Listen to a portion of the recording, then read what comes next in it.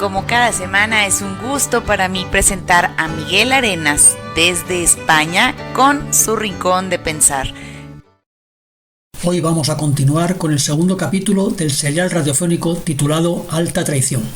La semana pasada os había introducido en la historia de una mujer, Carmen, que estaba siendo consciente de sus cada vez más frecuentes desconexiones mentales, mientras su marido estaba más preocupado porque ella no descubriera que la estaba engañando con Macarena, su mejor amiga, que por coger el toro por los cuernos y empezar a gestionar el deterioro mental de su mujer y ponerse a su lado para acompañarla en la difícil experiencia vital que le iba a tocar vivir. Alta Traición, capítulo 2. Carmen conocía a Macarena desde que ésta nació, cuando ella tenía ya casi 10 años. Sus respectivos padres eran vecinos del mismo piso en un moderno bloque de viviendas de la periferia de la capital. Ambas eran hijas únicas y ello había convertido a Carmen en una especie de hermana mayor de su vecina. Incluso a partir de los 16 años se había convertido en su niñera cuando los padres de Macarena salían al cine o a cenar. A los 18 años, Carmen empezó a salir con Carlos, y alguna vez habían aprovechado esas salidas de los vecinos para darse los primeros besos y algunos tocamientos más atrevidos cuando se quedaban a solas en casa de los padres de Macarena tras acostarla después de haberla cuidado, jugado con ella y dado de cenar. El noviazgo de Carmen y Carlos duró 8 años, y a la vez que su amor crecía y se enfilaba hacia el matrimonio, Macarena fue abandonando su niñez y transitando muy rápido por la adolescencia hasta ser ya toda una mujer de 17 años cuando finalmente ellos se casaron. La distancia física que supuso la nueva casa del joven matrimonio no fue obstáculo para que ambas siguieran viéndose con frecuencia. Incluso Macarena se quedaba a dormir en su casa algunas noches cuando la invitaban a cenar o salían los tres de fiesta. El carácter cíclico de la vida hizo que Macarena se convirtiera en la cuidadora de Ruth, la hija mayor de Carlos y Carmen, cuando sus amigos necesitaban algo de libertad. Durante el segundo embarazo de Carmen, que fue algo complicado, la vida sexual del matrimonio se vio cortada de cuajo por necesidades del guión. La cercanía y una extraña admiración de Macarena por ese apuesto joven que había idealizado desde niña, junto con la innegable belleza y deseo carnal que ella despertaba en Carlos, les hicieron sucumbir durante unos meses en lo que fue la primera infidelidad de Carlos hacia Carmen.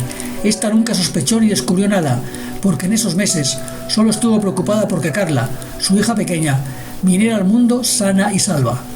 Tras nacer su segunda hija y recuperada la normal actividad sexual del matrimonio, las aguas volvieron a su cauce, y mucho más, cuando Macarena conoció a su novio y acabó casándose con él.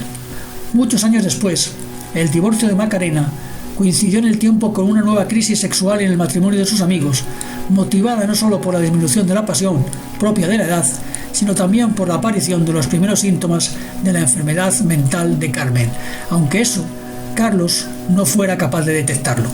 Los buenos recuerdos del placer obtenido en el pasado y la necesidad de abandonar la abstinencia sexual volvieron a revivar la llama de la pasión entre Carlos y Macarena y hacerles traicionar por segunda vez a Carmen.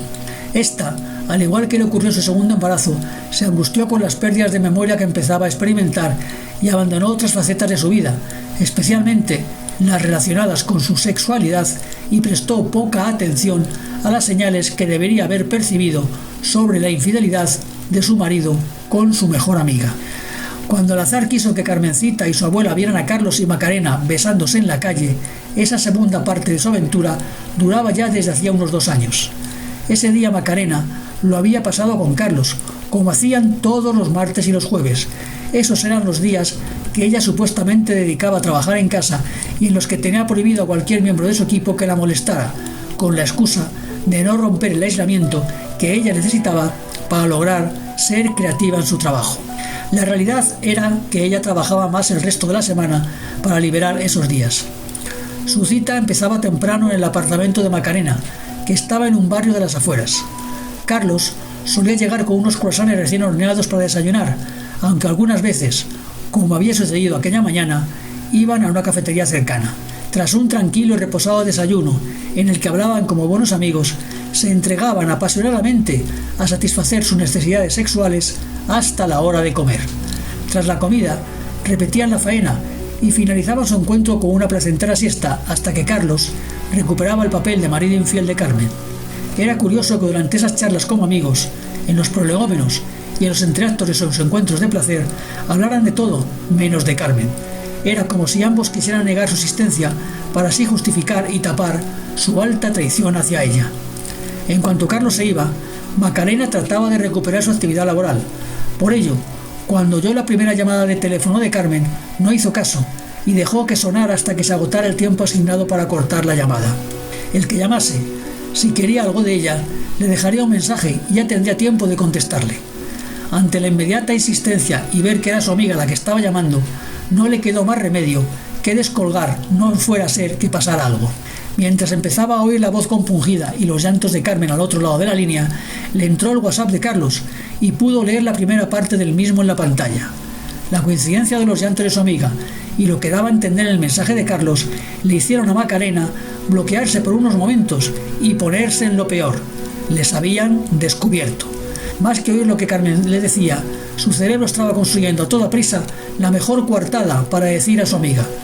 Tardó en darse cuenta que la llamada de Carmen era de auxilio y no de acusación o recriminación. Necesito hablar con alguien que me pueda comprender y aconsejar. Fue lo que por fin logró entender cuando pudo quitar todo el ruido mental que la estaba bloqueando y que no la dejaba escuchar lo que le estaban diciendo. ¿No has pensado en Carlos? Fue lo único que se le ocurrió decir, aunque todavía no llegaba a entender de qué le estaban hablando. Solo parecía claro que no era de su infidelidad. Varias veces, pero no me he atrevido. He de reconocer que desde que tengo estos lapsus mentales, tengo miedo de hablar con él y de que se dé cuenta de lo que me pasa. Sería un golpe muy duro para él y prefiero irle preparando poco a poco. Si lo que temo que me sucede acaba por convertirme en una persona que esté muerta en vida. Hubo un silencio en la conversación. Macarena ya había descartado antes que la llamada fuera para acusarla de estarla engañando con Carlos, pero no había entendido la cruda realidad de lo que Carmen le estaba diciendo hasta que oyó aquello de lapsus mentales y se acordó inmediatamente de lo sucedido con su suegra unos años antes y que afectó y cambió tanto a su exmarido hasta el punto de ser una de las principales causas de su divorcio tras fallecer su suegra. Espera, ¿me estás tratando de decir lo que creo?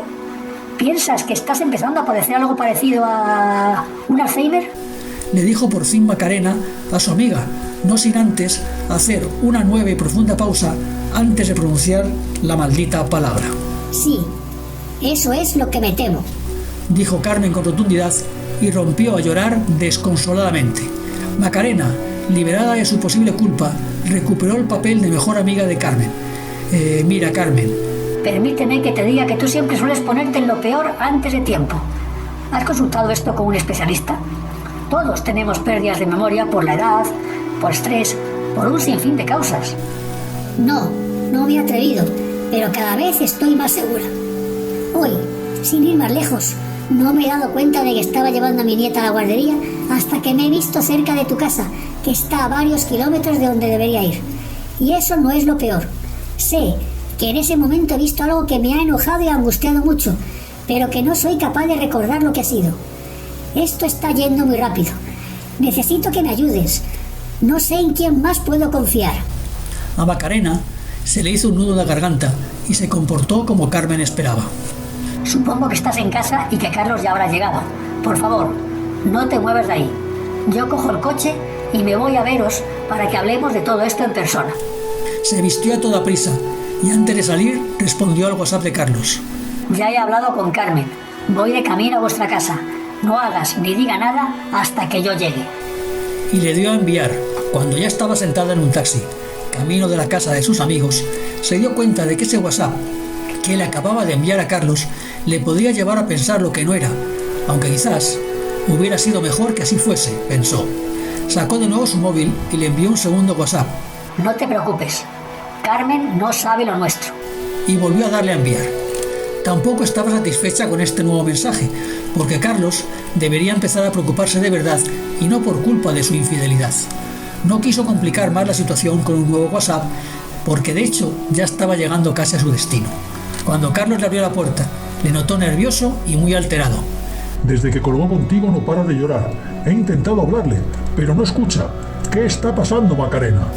Macarena le hizo un rápido resumen a Carlos de su conversación con Carmen y este solo acertó decir: No hay mal que por bien no venga. Al menos nunca sabrá lo nuestro. ¿Cómo puedes decir eso? No te reconozco. Carmen te necesita y me necesita, ahora más que nunca. Si averiguara lo nuestro, al menos podríamos pedirle perdón, pero si está empezando a perder la memoria, solo podemos prepararnos para estar a su lado y ayudarla. Muy enfadada con el que ella ya había decidido que dejara de ser su amante, le dejó en el pasillo y corrió al lado de Carmen para abrazarla y consolarla. Hasta aquí el segundo capítulo. El próximo miércoles os daré cuenta del desenlace de la historia.